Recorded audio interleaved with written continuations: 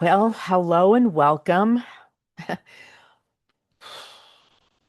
I apologize for my absence over the past few weeks, but eh, I couldn't even, just as I was praying to get this started, I started leaking again. Um, but I feel I'm in a better place than I was the past 2 weeks. So, my name is Lanita. I'm the scrappy grandma, although uh, the father is talking to me about possibly rebranding. Um, that's for another time. Okay. It's been mm, still really raw.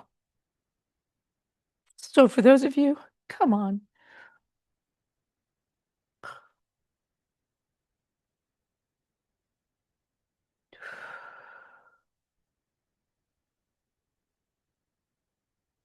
For those of you that have been following my journey, the past couple of weeks were the last weeks I spent with my dad. And the father did beautiful, beautiful things in the last 2 weeks of my father's life. Um, oh, the dates are like jumbled up in my brain, but a couple of weeks. This actually is my Torah portion playlist, and we are starting with Torah portion 24. I'll do that first. Vayikra, and he called Vayikra, and it means and he called. Um, but I just kind of want to update why I may be leaking. Um, so like I said, I'm not the dates are all, but a couple of weeks ago, my father was home, my dad was home with us, and he ended up, let's see, he came home from the skilled nursing facility. He was home about a week, and it was off. Oh, was that? Yeah, he was home on hospice. It was really an awful week. He was just very contentious and miserable. Um, and then a week later, true to his form, on Sunday, he ended up not really waking up. And no, that was Thursday. Anyway, yeah, boy, anyway. I ended up taking him down to well, I'll fill all this in on my other video on living in the way because it's too much. But anyway, he ended up in the hospital for a week. And when he came home, my Rusty and I did major preparation for our home to bring him back in spiritually, because there was just this ugly, nasty spirit that came. And so we did, you know, blew the shofar, prayed through the house, really prayed up protection over our home. The only spirit allowed in this house is the Holy Spirit and nothing else. And he's not allowed to bring anything with him from the hospitals within him, whatever, period. Um, and so he came back from the hospital, and he was a completely different human being. Literally, he was kind, he was sweet, and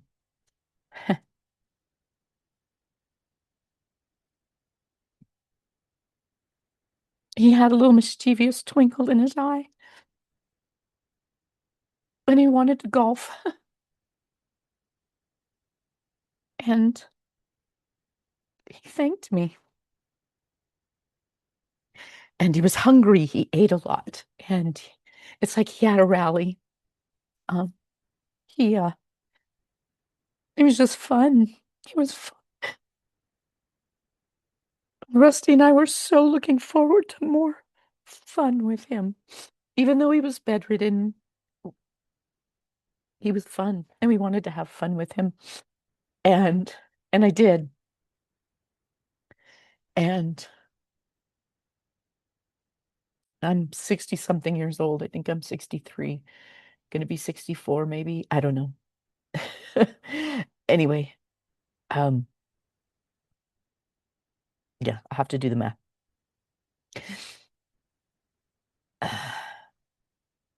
He looked at me for the first time ever, and there's a long story, and it's over in my um, Walking in the Way playlist. But for the first time in my life, I had a daddy look at me like a daddy should look at his daughter. And that's what will stay with me forever in my mind because it was sweet. So that's why I'm weepy and try to pull it all together. Um, you know, the leaking comes in waves. And uh, anyway, okay. So this Torah portion, and he called, it's exciting because Leviticus is probably one of the least read books of the Bible because it's just a lot of blah, blah, blah. I remember reading through it several times and you just kind of go blah, blah, blah, blah, blah, blah, blah, blah. Oh, something here. Okay, blah, blah, blah, blah, blah. Oh, something here. And it's just hard to get through. And usually people stop reading it and move on because it's just a lot of stuff that doesn't seem to make sense or isn't clear and whatever. Stuff we don't feel pertains to us, whatever. So, Leviticus has become one of my favorite books, and it's a beautiful book, and it's cool because it's like in the center of the first five books of the Bible. It's the third, So we've already had Bereshit, Genesis, we've already had Exodus, Shemot, and now we have Leviticus. And I'm not sure what. Let me see if it's down here. Leviticus's Hebrew name. I don't know. So Leviticus. Anyway, and then we'll have Numbers and Deuteronomy. So it's like in the center. Um, and there's lots of cool things to research, like just cool things that the Father did in the writing of his word, having his word written. Anyway, so it's Leviticus 1:1 through 5:26. So the first five chapters of Leviticus. And then the prophets is Isaiah 43:21 through 44:23. And the Gospels is Matthew 5:23-30. And I just want to say, for those of you that like Rusty and I when the last Torah portion ended months ago, Rusty and I kept reading. It's like, okay, we've read the Torah portion over the past several years. I want to move into the prophets and, see what's going on there. And so we started in Joshua, and then we're in Jeremiah now. We read a chapter or a verse, no, a chapter every night. And then some amazing men that I follow just started last week. It's called Prophets Daily. It's so cool. They are rabbis, and but they're not rabbis like you think of rabbis. They're just amazing lovers of the Most High and His ways. It's just, they're contagious in their love and passion, and they're actually bringing the Hebrew mindset and explaining the prophets. And I know Rusty and I were like, some of the chapters we would read and we're just like, I have no clue what that meant. I'm lost, completely lost. And it's beautiful to have these two men, Jeremy and Ari. They're from the landofisrael.com, and they live over there. I think Jeremy was born and raised there. Ari was born in Texas, raised Jewish in Texas, and then moved to the land. They both live in Judea. And anyway, they're doing the Prophets Daily, and it is so cool because they're basically doing what Rusty and I were doing. They're reading a chapter of the prophet every day, and they're recording it. And I will make a note to add the link if you're interested, because They really help to open up and understand the prophets because the prophets are difficult and understand the Hebrew mindset, understand what their what they've grown up on. They've known their whole life, which we're trying to learn in whatever age we're at this point. So I'll share that. So anyway, so the prophets, Isaiah 43, 21 through 44, 23, and then the Gospels is Matthew 5, 23 through 30. And so Vayikra, and he called, is the 24th reading of in the Torah. It begins the book of Leviticus, which focuses on the laws of sacrifices and how the Israelites can strengthen their relationship with God through the tabernacle. It's called the Mishkan, the tabernacle. That's the wilderness tabernacle. In this portion, God calls to Moses and gives him instructions for five main types of offerings. These include the olah, the burnt offering, which is entirely burned on the altar to honor God. The uh, minchach, minchach, minch, which is the ch is and I'm trying to learn that. It's the grain offering made of fine flour and oil, symbolizing thankfulness. The shalem is the peace offering, and it is shared between God, the priests, and the person offering it, symbolizing harmony. And the hatat, the sin offering to atone for accidental sins, and the asham, the guilt offering given for dishonesty or misuse of holy items. Vayikra teaches that these offerings were more than rituals. Each was a way for people to reflect on their actions, seeking forgiveness and repair in their relationship with God and others. The portion emphasizes themes of holiness, responsibility, and reconciliation. And isn't that what we're still needing today? We need holiness, responsibility, and reconciliation with the Most High, and reconciliation with one another. So let me pause for a second. Sorry, one soggy tissue wasn't going to work, so I had to go get a box just in case I keep leaking. Um, okay, so I'm going to share my screen and we'll get started. And I want to thank everyone who was praying for Rusty and I and my dad. Um, I'm really thankful and appreciative. The Father did amazing things through this really, really challenging hardship that we went through. So, okay, so share. Oh, and we're going to share that one. And I'm going to do it over my shoulder. But yeah, so I'm going to make myself small and move myself into the corner and make it bigger. There we go. Okay. Share. So hopefully, yeah, there we go. You're able to see. So Leviticus 1:1, laws for the burnt offering. So Adonai called to Moshe and spoke to him from the tent of meeting. And he said, "Speak to the people of Israel and say to them, when any of you brings an offering to Adonai, you may bring your animal offering either from the herd or from the flock. If his offering is a burnt offering from the herd, he must offer a male without defect, and he's to bring it to the entrance of the tent of meeting so that it can be accepted by Adonai.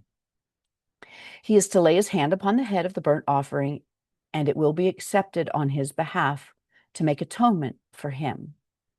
He is to slaughter the young bull before Adonai, and the sons of Aaron, the Kohanim, the priests, are to present the blood. They are to splash the blood against the sides of the altar, which is by the entrance of the tent of meeting.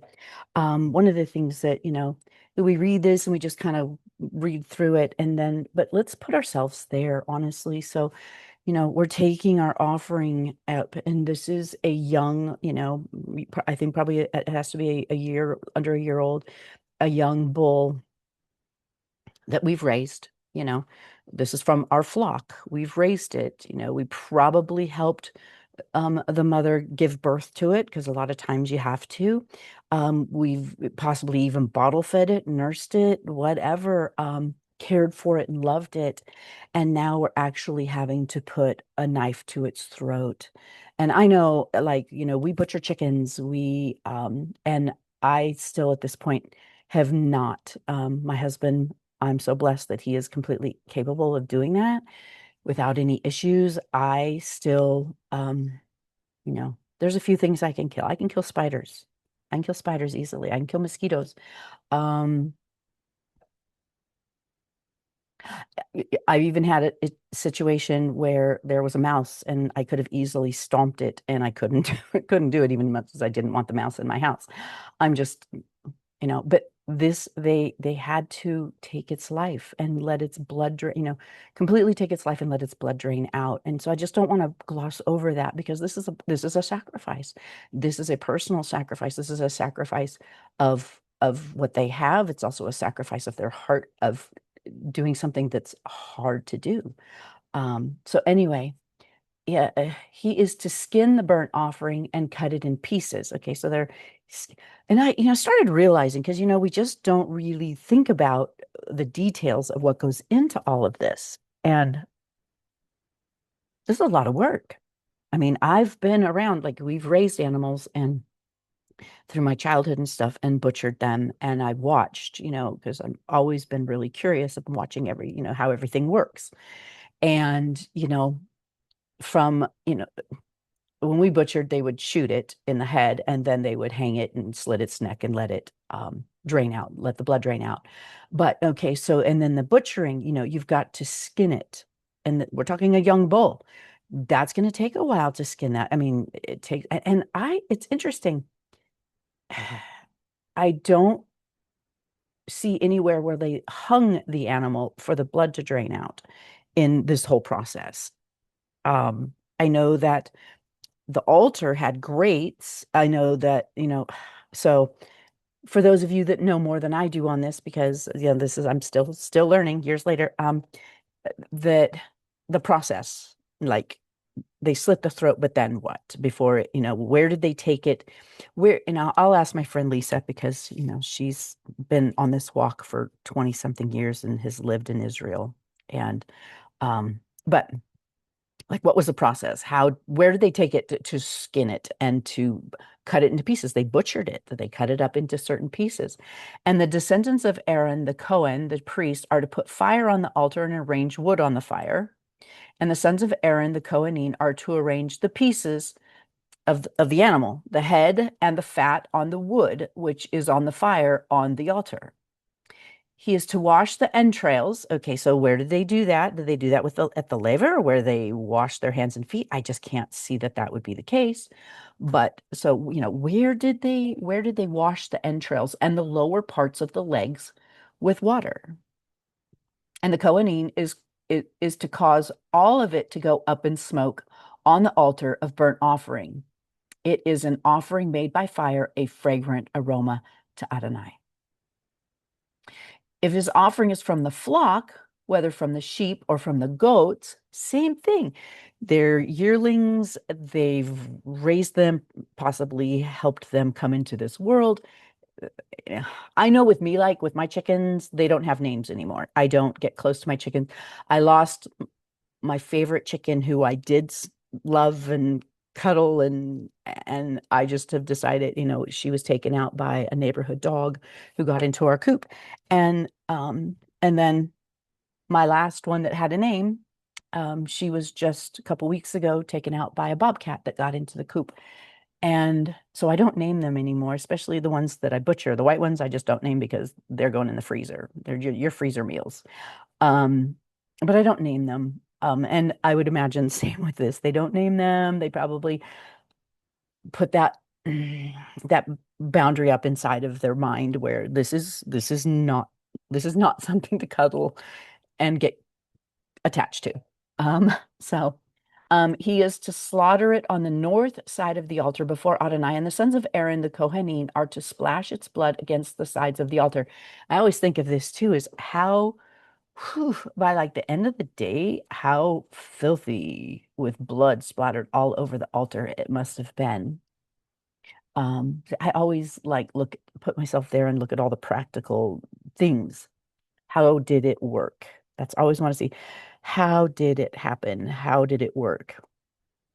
He is to cut it into pieces, and the Kohen is to arrange them with the head and the fat on the wood, which is on the fire on the altar. He's to wash the entrails and the lower parts of the legs with water, and the Kohen is to offer it all and make it go up in smoke on the altar as a burnt offering. It is an offering made by fire, a fragrant aroma to Adonai. So what did we say here? That the burnt offering, which is entirely burned on the altar to honor God. So this is just an offering to honor God. If this offering to Adonai is a burnt offering of birds, he must offer a dove or a young pigeon, and the Kohen is to bring it to the altar, snap off its head, and make it go up in smoke on the altar. Its blood is to be drained out on the side of the altar. He is to remove the food pouch and its feathers from its neck and discard it. So the craw. And the feathers from its neck, and discard it on a pile of ashes just east of the altar. And he is to pull it open with a wing on each side, but without tearing it in half.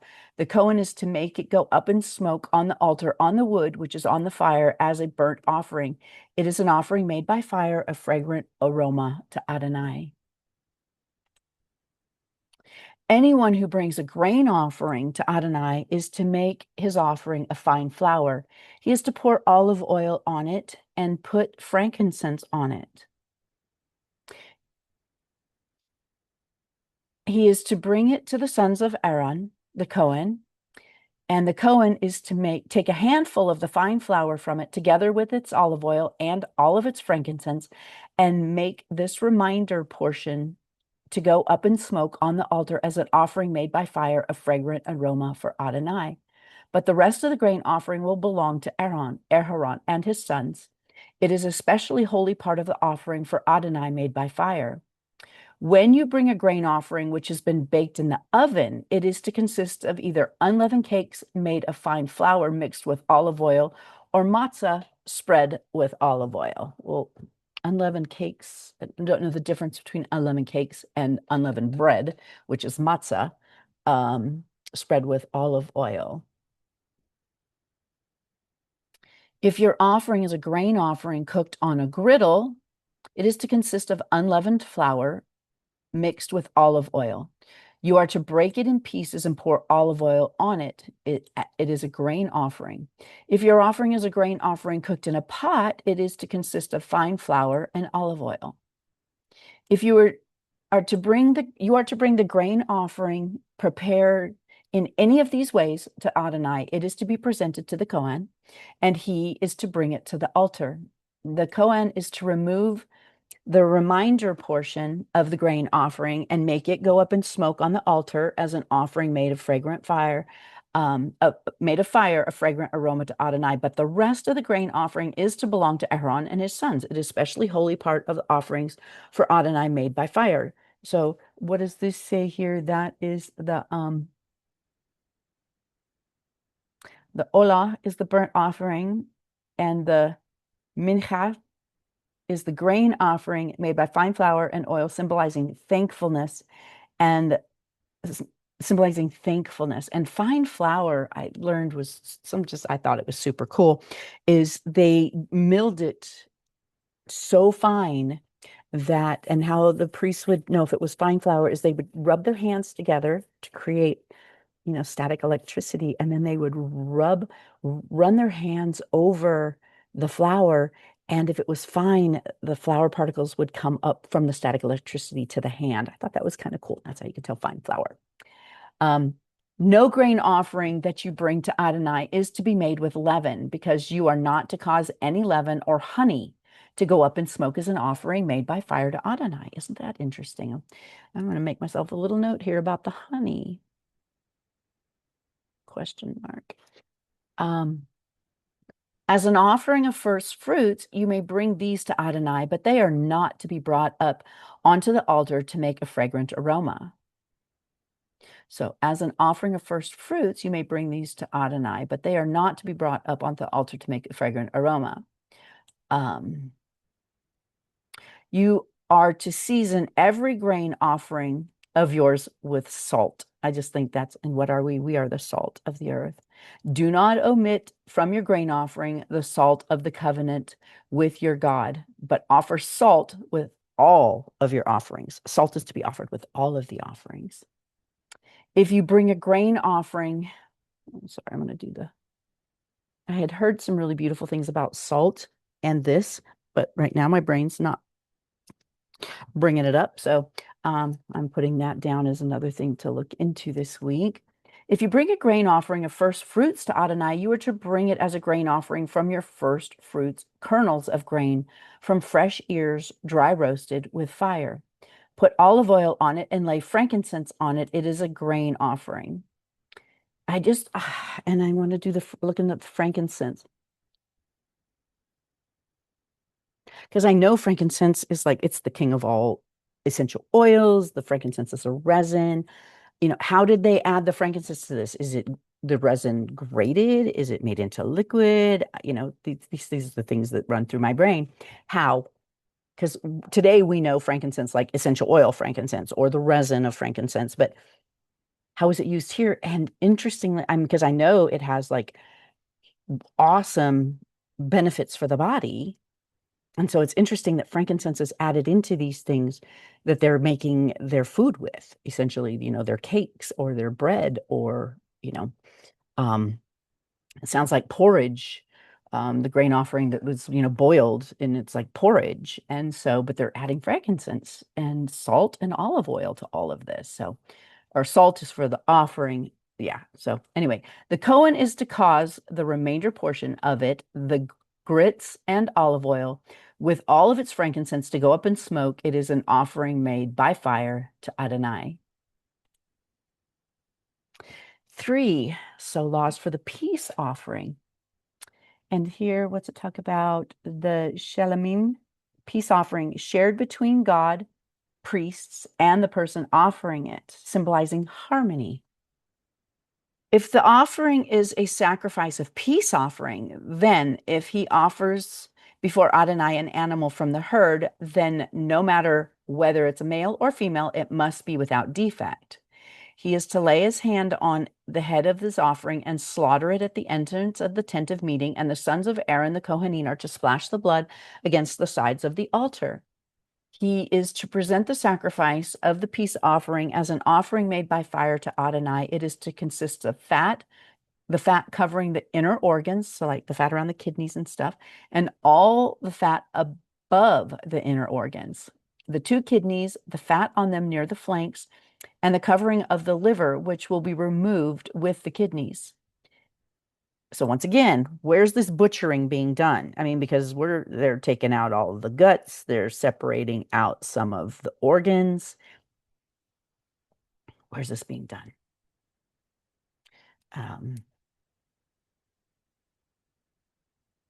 Do they butcher? Okay. All right. He who lays his hands on the head of the offering and slaughters it at the entrance of the tent of meeting, and the sons of Aaron the Kohanim are to splash the blood against the sides of the altar. He is to present the sacrifice of the peace offering as an offering made by fire to Adonai, and it is to consist of the fat covering the inner organs, all the fat above the inner organs, the 2 kidneys of the fat of them near the flanks, and the covering of the liver, which will be removed with the kidneys. Sorry if I'm reading this over again. Aaron's son will make it go up in smoke on the altar of the burnt offering, which is the wood of the fire. It is an offering made by fire, a fragrant aroma for Adonai. If his offering for a sacrifice of peace if his offering for a sacrifice of peace offerings to Adonai is from the flock, then he's to offer it no matter whether it's a male or a female, but it must be without defect. So you don't pick the limpy gimpy one and like, well, he's not going to make it long in this world anyway. You pick the best one. We're supposed to be giving our best to the Most High, not the discards. If he brings a lamb for his offering, he is to present it before Adonai. He is to lay his hand on the head of his offering and to slaughter it at the entrance of the tent of meeting. And the sons of Aaron are to splash its blood against the sides of the altar. Once again, more blood on the side of the altar. From the sacrifices made as peace offerings, he is to present Adonai with an offering made by fire. It is to consist of its fat, the entire fat tail, which will be removed close to the lower backbone, the fat covering the inner organs, all the fat above the inner organs, the two kidneys, the fat on them near the flanks, and the covering of the liver, which will be removed with the kidneys. The Kohen will make it go up in smoke on the altar. It is food, an offering made by fire to Adonai. If his offering is a goat, he is to present it before Adonai. He is to lay his hand on its head and slaughter it in front of the tent of meeting, and the sons of Aaron are to splash its blood against the sides of the altar. He is to present from it his offering, an offering made by fire to Adonai. It is to consist of the fat covering the inner organs, all the fat above the inner organs, two kidneys, the fat on them near the flanks, and the covering of the liver, which will be removed with the kidneys. The Cohen will make them go up in smoke on the altar. It is food, an offering made by fire by a fragrant aroma. All the fat belongs to Adonai.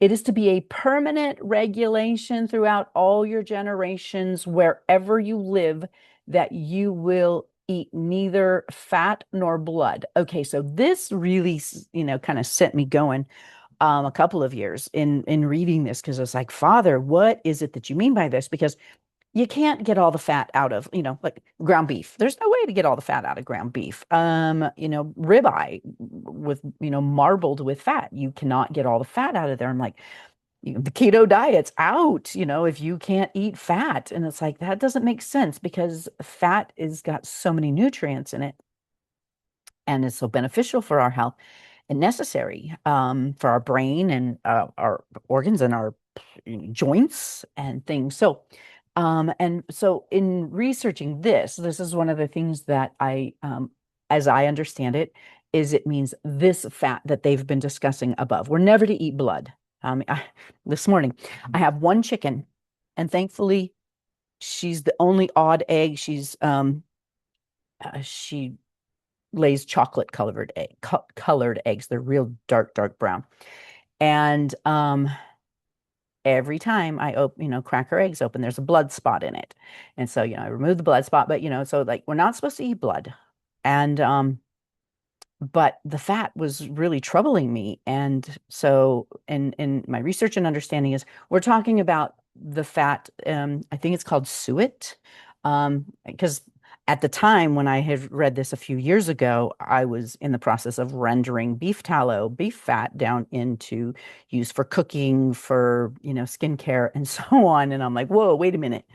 And the first batch of tallow I used did include suet fat, which is, if I'm correct, the fat that's around the organs that he's talking about here, the fat that's around the kidney, the fat that's around the flanks and the liver, and the internal fat, which is a completely different fat that's in the muscles or between the muscle and the skin. It's a completely different fat. It's like we have different kinds of fat. We have fat that's inside our body around our organs protecting it. That's, I think, called visceral, or they're subcutaneous. That's probably it, because it's in subcu, probably. No, subcutaneous.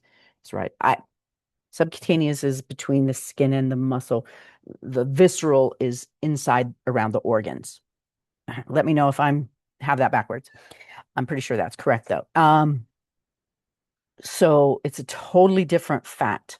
And that's the fat that we're never to eat ever. And it is a permanent regulation throughout all of our generations. And if we see ourselves as grafted into the Commonwealth of Israel, and we are the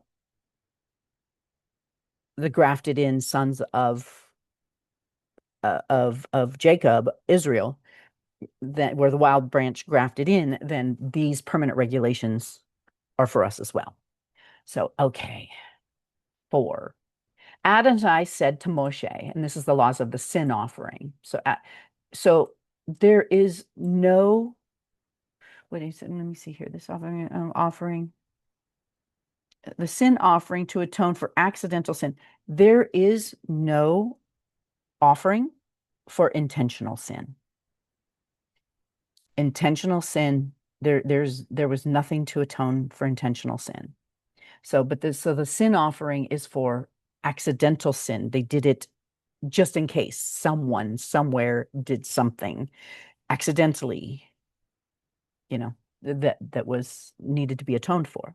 So, sin offering, Adonai said to Moshe, tell the people of Israel, if anyone sins inadvertently against any of the mitzvot, the commandments of Adonai concerning things which should not be done, if he does any of them, then it is the anointed Kohen, the anointed priest who sinned and thus brought guilt of, okay, if it is the anointed, so if the priest sins and brought guilt upon its people, he's to offer Adonai a young bull without defect as a sin offering for the sin that he committed. He must bring the bull to the entrance of the tent of meeting before Adonai, lay his hand on the bull's head, slaughter the bull in the presence of Adonai. The anointed Cohen is to take some of the bull's blood and bring it to the tent of meeting.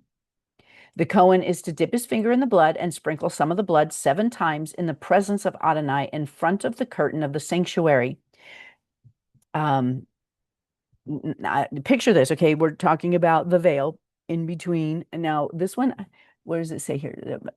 Presence of Adonai in front of the curtain of the sanctuary. So I'm not exactly which curtain this is. But can you imagine if this is the practice, how thick, dried, nasty blood would be all over it? And that's I wonder sometimes is why they have the incense. Maybe the incense is because blood and dying things are very smelly. And so maybe the incense is keep that not so bad. But anyway, but yeah, imagining this is a regular practice. They're doing this. They go and they dip and they sprinkle the blood 7 times in the presence of Adonai in front of the curtain of the sanctuary. It has to get covered with blood. The Cohen is to put some of the blood on the horns of the altar for fragrant incense before Adonai. So there's the altar of incense that's right before the veil, or what is it called here? It's some of the blood sometimes in front. The curtain. So there's the altar of incense where they burn the incense, and then that's right in front of the curtain that goes into the Holy of Holies. So, altar of fragrant incense before Adonai, there in the tent of meeting, all of the remaining blood of the bull he is to pour out at the base of the altar for burnt offerings, which is at the entrance of the tent of meeting. He is to remove from the bull for the sin offering all of its fat, the fat covering the inner organs and all the fat of the inner organs. The 2 kidneys, the fat on them near the flanks, and the covering of the liver, which he will remove with the kidneys. As it is removed from an ox sacrificed as a peace offering, the Cohen is to make these parts go up in smoke on the altar for burnt offering. But the bull's hide and its flesh, with its head, the lower parts of its legs, and its inner organs, and dung, in other words, the entire bull, he is to bring outside the camp to a clean place where the ashes are emptied out, and there he is to burn it on wood with fire. There, where the ashes are emptied out, it is to be burned up. So outside of the tent, outside the camp, they have, like, I guess it would be kind of like a dump. You know, this is where all this stuff is discarded out here. If the entire community, okay, so that was for if the priest, the Kohen, the priest sinned inadvertently. So this is for the entire community of Israel. If the entire community of Israel inadvertently makes a mistake with the assembly being unaware of the matter, and they do something against any of the mitzvot, the commandments of Adonai, concerning things which should not be done, they are guilty. When the sin they have committed becomes known, then the assembly is to offer a young bull as a sin offering and bring it before the tent of meeting. The leaders of the community are to lay their hands on the bull's head and slaughter the bull in the presence of Adonai. The anointed Cohen, the anointed priest, is to bring some of the bull's blood to the tent of meeting. The Cohen is to dip his finger in the blood and sprinkle it 7 times in the presence of Adonai in front of the curtain. He is to put some of the blood on the horns of the altar before Adonai, there in the tent of meeting. All the remaining blood he is to pour out at the base of the altar for burnt offerings, which is at the entrance of the tent of meeting. He is to remove all of its fat and make it go up in smoke on the altar. This is what he is to do with the bull. He must do the same with the bull as he does with the one for the sin offering. Thus, the Cohen will make atonement for them, and they will be forgiven. He is to bring the bull outside the camp and burn it as he burned the first bull. It is the sin offering for the assembly. When a leader sins and inadvertently does something against any of the mitzvot, the commandments of Adonai concerning things which should not be done, he is guilty. If the sin which he committed becomes known to him, he is to bring as his offering a male goat with defect. So it's like if he did something on accident and then someone say, "Hey, brother, or if the Most High went to him like kind of messed up here, he's supposed to go and take a male goat without defect, lay his hands on the goat's head, slaughter in a place where they slaughter the burnt offerings in the presence of Adonai. It is a sin offering. The Cohen is to take some of the blood of the sin offering with his finger and put it on the horns of the altar for burnt offering. Its remaining blood he is to pour out at the base of the altar for the burnt offerings. All of its fat he is to make go up in smoke on the altar, like the fat of the sacrifices for peace offerings. Thus the Cohen will make atonement for him in regard to his sin, and he will be forgiven. If an individual among the people commits a sin inadvertently, that was for the leaders. Now this is just for the regular Joes, the individuals, doing something against any of the mitzvot, the commandments of Adonai concerning things which he should not have done, he is guilty. If the sin he committed becomes known to him, like, oh my gosh, I did this. Oops, I got to go handle it. He is to bring as his offering a female goat without defect for the sin he had committed. Lay his hands on the head of the sin offering and slaughter the sin offering in the place of burnt offerings. The Cohen is to take some of the blood with his finger and put it on the horns of the altar for burnt offerings. All this remaining blood he is to pour out at the base of the altar. All of its fat he is to remove, as the fat is removed from the sacrifice for peace offerings, and the Cohen is to make it go up in smoke on the altar as a fragrant aroma for Adonai. Thus the Cohen will make atonement for him, and he will be forgiven. If he brings a lamb as a sin offering, he is to bring a female without defect. Lay his hands on the head of the sin offering and slaughter it as a sin offering in the place where they slaughter the burnt offering. So, once again here, they are killing their own animal that they have raised. And wow. The Cohen is to take some blood of the sin offering with a finger and put it on the horns of the altar for burnt offerings as remaining blood. All of its remaining blood is to pour out at the base of the altar. All of its fat he is to remove, as the fat of the lamb is removed from the sacrifice for peace offerings. And the Cohen is to make it go up in smoke on the altar on top of the offerings for Adonai made by fire. Thus the Cohen will make atonement for him in regard to the sin he committed, and he will be forgiven. Now, I just realized that I did not pray us in, and I apologize. Like I said, my brain is a little bit glitchy right now. So please forgive me. So, Father, yeah, forgive me for not starting this in prayer, my love, my King. Oh, Father, this is all for you. And my heart and my passion is whoever listens to this, that you will stir up in them a passion for your daily bread, for your word, for your Torah, so that you can teach us. I mean, you've given these instructions to us to teach us how to walk in covenant with you and others, how to love you with all our heart, mind, body, and soul and spirit, and how to love others as we love ourselves.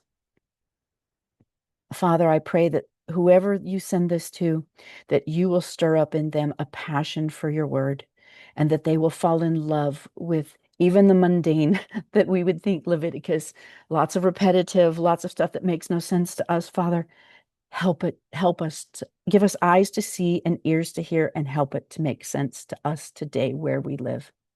In Yeshua's name, amen. All right, sorry about that. Okay, let's go on to the last one. If a person who is a witness sworn to testify sins by refusing to tell what he has seen or heard about a matter, he must bear the consequences.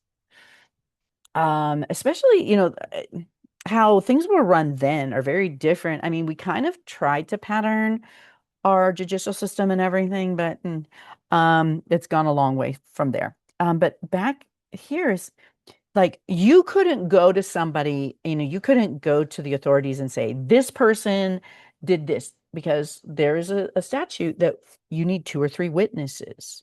So you just can't arbitrarily go and have somebody, punished. There has to be witnesses, two or three witnesses, where two or three witnesses, let a thing be established. Basically, that's where judgment, if there's two witnesses, two or three witnesses, then judgment can be made. If someone here is a witness and they're refusing to, for whatever reason, share their side to either condemn this person or to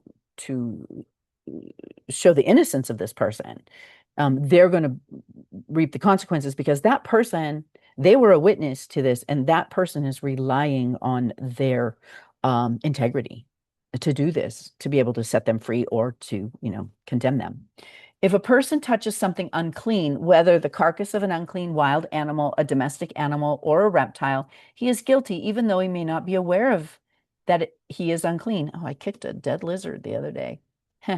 Anyway, if he touches some human uncleanness, no matter what the source of his uncleanness, and is unaware of it, then when he learns of it, he's guilty. So, if you're unaware, you're unaware. But like as soon as you realize, like me, I just kicked a dead lizard. Um, and it doesn't mean, when it says you've become unclean, and this is something that I thought back in the day. I was defiled. I was bad. It was No, you're unclean. And I'm sure back then, especially because of disease and things are easily more spread back then, but still, I know there's more reasons and patterns for these commandments, but you're not defiled and like unredeemable. It's like you're, I'm sure we'll go through it here, is that you got to go and you wash your clothes, and then by evening you're clean again. As long as you've taken care of it, you've gone and washed yourself, washed put yourself back there, a dead animal or something that's got diseases or parasites or whatever, you're going to want to go wash yourself. And then you're fine. It's not like, oh, you're damned because you touched something unclean. So if someone allows to slip from his mouth an oath, oh boy, the whole oath thing. Be careful. Be careful with your words. Be careful with what you say. Be careful with oaths. So because they are, um, what's the word? They're When you make an oath, you are binding yourself to something. And so if someone allows to slip from his mouth an oath to do evil or to do good, and he doesn't remember that he clearly spoke this oath, then no matter what it's about, when he learns of it, he is guilty. That's why Yeshua even said, or I think it was Yeshua. I'm not sure where it's at. But let your yes be yes and your no be no. Don't swear on anything. Just let your yes be yes and your no be no. And don't, oh, I promise I'll do this. Whoo, buddy, be careful, because lots of stuff can happen and you may not be able to do that. A guilty person of any of these is to confess in what matter he sinned and bring his guilt offering to Adonai for the sin he committed. It is to be a female from the flock, either a lamb or a goat, as a sin offering, and the Kohen will make atonement for him in regard to his sins. If he can't afford a lamb, he's to bring as his guilt offering for the sin he had committed two doves or two young pigeons for Adonai, the one as a sin offering and the other as a burnt offering. He is to bring them to the Kohen, who will offer the one for a sin offering first. He's to wring its neck, but not remove the head. Sprinkle some of the blood of the sin offering on the side of the altar and drain out the rest of the blood at the base of the altar. It is a sin offering. He is to prepare the second as a burnt offering in the manner prescribed. Thus, the Kohen will make atonement for him in regard to the sin which he committed, and he will be forgiven. But if his means are insufficient for even two doves or two pigeons, then he is to bring as his offering for the sin committed 2 quarts of fine flour remember, finely ground.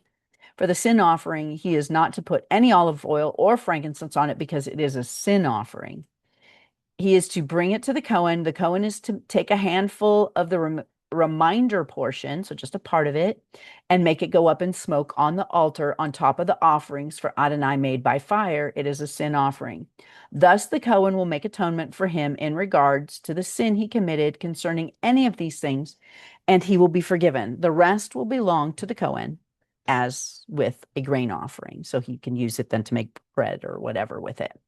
Adonai said to Moshe, laws for guilt offerings.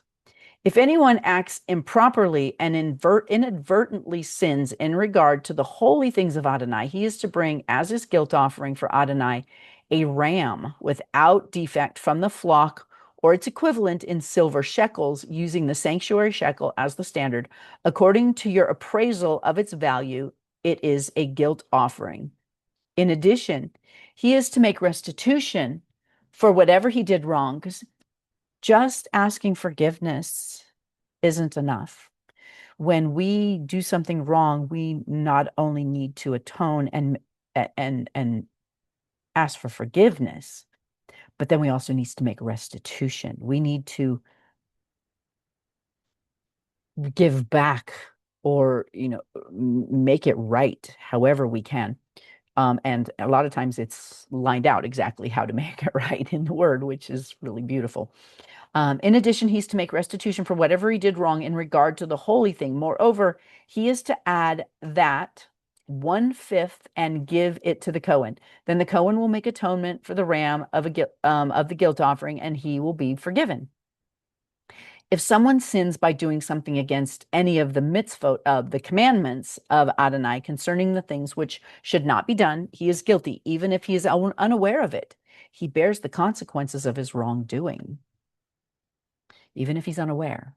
And how many things do we do and then we bear the consequence and it's like, duh, oh my gosh, I can't believe I did that. That's happened to us here, Rusty and I, a lot over the last couple of weeks. He must bring a ram without defect from the flock or its equivalent according to your appraisal to the Cohen for a guilt offering. The Cohen will make atonement concerning the error which he committed, even though he was unaware of it, and he will be forgiven. It is a guilt offering. He is certainly guilty before Adonai. Adonai said to Moshe, if someone sins and acts perversely against Adonai by dealing falsely with his neighbor in regard to a deposit or a security entrusted to him, by stealing from him, by extorting him, or by dealing falsely in regard to a lost object he had found, or by swearing to a lie, if a person commits any of these sins. So let's look at these. He acts perversely against Adonai by dealing falsely with his neighbor, so somehow lying or, cheating or, dishonorably with his neighbor in regard to a deposit or security entrusted to him, by stealing from him, by extorting him, or by dealing falsely in regard to the lost object he has found, or by swearing to a lie.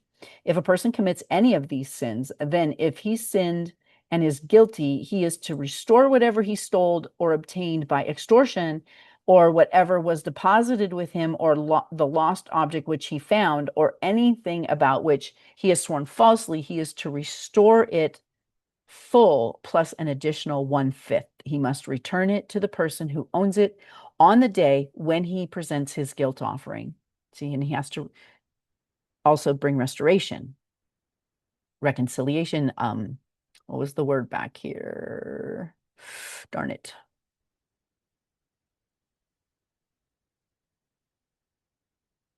Anyway, he is to bring it as a guilt offering to Adonai, a ram without defect from the flock or its equivalent, according to your appraisal to the Kohen. It is a guilt offering. Thus, the Kohen will make atonement for him before Adonai and will be forgiven in regard to whatever it was he did that made him guilty. Restitution, that was the word I was looking for. All right, so that's the end of the portion, the Torah part. Now we're going to go down to Isaiah. Here we go. And Isaiah 43. And down here. All right. The people I formed for myself so that they would proclaim my praise. But you haven't called on me, Yaakov, because you have grown weary of me, Israel. Jacob and Israel, one and the same. You have not brought me sheep for your burnt offerings. You have not honored me with your sacrifices. I didn't burden you by requiring grain offerings or weary you by demanding frankincense. You have not spent money to buy me sweet cane or filled me with the fat of your sacrifices. Instead, you have burdened me with your sins and wearied me with your crimes. Yes, I am the one who blots out your offenses for my own sake. I will not remember your sin. Remind me when we're in court together. Tell your side, make the case that you are right. Your first father sinned, and your spokesman rebelled against me. Therefore, I repudiate the officials of the sanctuary, delivered Yaakov to the curse of destruction, and subjected Israel to scorn. Now listen, Yaakov, my servant, Israel, whom I have chosen. Thus says Adonai, who made you, formed you in the womb, and will help you. Don't be afraid, Yaakov, my servant, Yeshurun, which is Israel, whom I have chosen. For I will pour water on the thirsty land and streams on the dry ground, and I will pour my spirit on your descendants, my blessings on your offerings. This is happening today. The land is coming back. The people are going back to the land. His spirit is filling the people. They are waking up and recommitting their lives back to him. It is a beautiful thing to watch. Prophecy being fulfilled. It's crazy. They will spring up among the grass like willows on the riverbanks. One will say, I belong to Adonai. Another will call by the name of, another will be called by the name of Yaakov. Yet another will write that he belongs to Adonai and adopt the surname Israel. What does that mean? Those of us that weren't raised Jewish, we want to become grafted into his, what did it just say up here? The people whom I have chosen, his chosen people, especially what's going on right now in the world. Be careful. Be careful what you consume and what you're listening to from what's going on in the world, and make sure that you are one who stands with his, because they are still his chosen people. And like I said, prophecy is being fulfilled. They are being drawn back to the land. They are moving back there. The hills are becoming orchards and vineyards, and it's just amazing to watch the prophecies come true. Okay. Besides me, there is no God. Thus says Adonai, Israel's king and redeemer. Adonai Sabaoth, I am the first, I am the last, and besides me, there is no God. Who is like me? Let him speak out. Let him show me clearly what has been happening since I set up the eternal people, eternal people. Let them foretell future signs and events. Don't be frightened. Don't be afraid. I tell you long ago, and I foretold it, and you are my witnesses. Is there any God beside me? There is no other rock. I know of none. So what was I going to say here? Speak clearly. Eternal people. There's a lot of replacement theology that believes that Israel's sin was so grievous that he abandoned them, which he did for a time. And then Jesus came and created the Christian church, and the Christian church then replaced the Jews as the chosen people. That's not biblical. He always comes back and says, right in here, I'm going to bring you back. I'm going, he will always redeem his eternal chosen people. The Christians are grafted into, where the wild olive branch grafted back into the original olive tree, which is Israel. And so, and there's a lot of teachings that are just so contrary to that. So do be careful with what you're consuming, and pray hard for the Father to open your eyes and show you the truth with what's going on. So, okay, so don't be frightened, don't be afraid. Didn't I tell you long ago? I foretold you, you are my witnesses. Is there any God beside me? There is no other rock. I know of none. The folly of idolatry. And this is why he did divorce and turn his back on Israel, is because they kept falling back into idolatry. But the prophets say that, Ezekiel's dry bones, they're going to come back to life. They're going to come back to the land. He's going to restore the land. It's going to bloom again, all starting to happen. All idol makers amount to nothing. Their precious products profit no one, and their witnesses to their own shame neither see nor understand, because they're just a piece of wood or a piece of stone. Who would fashion a god and cast an image that profits no one anything? All involved will be ashamed, but more than anyone else, the people who made them. Let them all be assembled. Let them stand up. Let them fear and be ashamed together. A blacksmith makes a tool over burning coals. With his strong arm, he shapes it with hammers. But when he gets hungry, his strength fails, and if he doesn't drink water, he grows tired. A carpenter takes his measurement, sketches the shape with a stylus, planes the wood, checks it with calipers, and carves it into the shape of a man. And since it is honored like a man, of course, it has to live in a house. He goes and chops down cedars, and he takes an evergreen and an oak. He especially tends one tree in the forest, plants a pine for the rain to nourish. In time, when it's ready for use as fuel, he takes some of it to keep himself warm, burns some of it to make some baked bread, and then he makes a god and worships it, carves it into an idol, and falls down before it. So half of it is burned in the fire. With that half he roasts meat and eats his fill. He warms himself and says, "It feels good getting warm while watching the flames." With the rest of the log, he fashions a god, a carved image, then falls down before it, and he worships it and prays to it. "Save me," he says, "for you are my God." Such people know nothing, understand nothing. Their eyes are sealed shut, so they can't see. Their hearts too, so they can't understand. mm, I know this is a really touchy thing because people all have their things, but think about in the Christian, and even, think about the world, not just the Christians, but the Jews, the Muslims, you know, what symbols do they have that they still bow down to? How many people bow down before a cross? Just saying. I don't know how the Jews, and that's something I should find out, with their symbols and so on and so forth. But I know the Christian church, the Catholic church, they'll bow down all of the statues of their saints and the crucifix with the dead Jesus up on it, things like that. I mean, things that we don't think about, and then think about in our homes. We've spent the last few years, purging things from our homes that were like, this is actually an idol. This needs to go. Wow, this is something I didn't realize, So anyway, something for you to take up in prayer, find out, search out your idols and crush them, get rid of them, because we're not to have these things. No one thinks to himself or has the knowledge or the discernment to say, "I burned half of it on the fire, baked bread on its coals, roasted meat and ate it.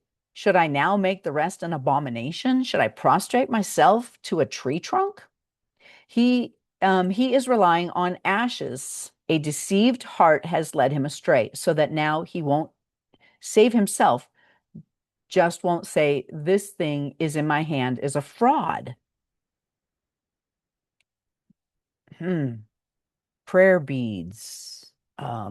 This thing in my hand, it just made me think of like prayer beads, rosaries, things. Hmm. Keep these matters in mind, Yaakov, for you, Israel, are my servant. I formed you, and you are my own servant, Israel. Don't forget me. Like a thick cloud, I wiped away your offenses. Like a cloud, your sins. Come back to me, for I have redeemed you. Sorry about my dog barking. Sing, you heavens, for Adonai has done it. Shout, you depths of the earth. Mountains break out into song, along with every tree in the forest. For Adonai has redeemed Yaakov. He glorifies himself in Israel. Right there. The Lord redeems Israel. The church did not replace Israel. So, Matthew 5:23 through 30. So if you're offering a gift at the temple altar and you remember, this is so beautiful because this has actually happened to me and some of my sisters, where like we don't take this seriously and we need to, you're worshiping at the altar. You're giving, you're presenting a gift of worship. And then it's like, oh my gosh, not that you have something against your brother, but you remember that your brother has something against you. How many people don't like you for whatever reason? Something you've done to offend them or whatever, right or wrong. So leave your gift where it is by the altar and go make peace with your brother. Then come back and offer your gift. Blessed are the peacemakers. We're to be, there's a scripture that says, as long as it depends on you, be at peace with all men. Go and make amends, whether you're guilty or not of anything. Do whatever it takes to make peace. Be a peacemaker. If someone sues you, come to terms with him quickly while you and he are on the way to court. And he may hand you over, or he may hand you over to the judge, and the judge to the officer of the court, and you may be thrown in jail. Yes, indeed, I tell you, will certainly not get out until you've paid every last penny lost. If you have heard that you have heard that our fathers were told, do not commit adultery. But I tell you that a man who even looks at a woman with a purpose of lusting after her has already committed adultery with her in his heart. If you're right, oof, this is just, I mean, these are really serious things that we go through. And if you take them seriously, it really helps to purge out all of the ugly in us and align us more with his ways. If your right eye makes you sin, gouge it out. Like if you've got something that just has a hook in you and keeps drawing you back to sinning against the Most High, you've got to do whatever it takes, whether it's gouging your eye out or cutting your arm off. I mean, we're talking about make serious steps to cut this off of you, to break it off. It's your sanctification, not salvation, sanctification. If your right eye makes you sin, gouge it out and throw it away. Better that you should lose one part of you than have your whole body thrown in Gehenna, which I need to, what is that? Sorry. Go look that up real quick because I don't recognize who called me. Oops. Okay. 11:30. Okay. GIE dash HINNOM. Go. Oh, that was probably my daughter who just came up with one of my grandkids. Gehenna is a biblical toponym that has acquired various theological connotations. Are the kids here? Did Lacey come? Okay. I thought Lacey came because she called. Can you call Lacey, please? Because she called me, but I didn't catch it. She just called 10 minutes ago.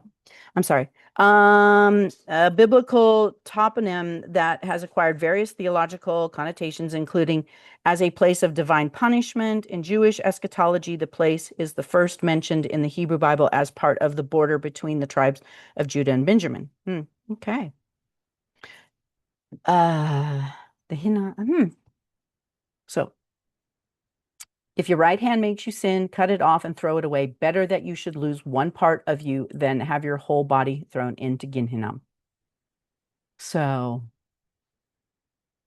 one of the things that I've just really been going through with all of this with my dad and everything and learning is that to the pain, when you choose to follow him and his ways, when you love your God with all your heart, mind, body, soul, and strength, with everything within you, seek ye first the kingdom. Sometimes it can be really, really, really, really, really, really painful. And we've been going through that painful season for a bit now. But it is really, really, really, really, really, really, really beautiful.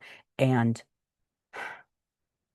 the sanctification process is painful, but it also brings us about as to who we're supposed to be.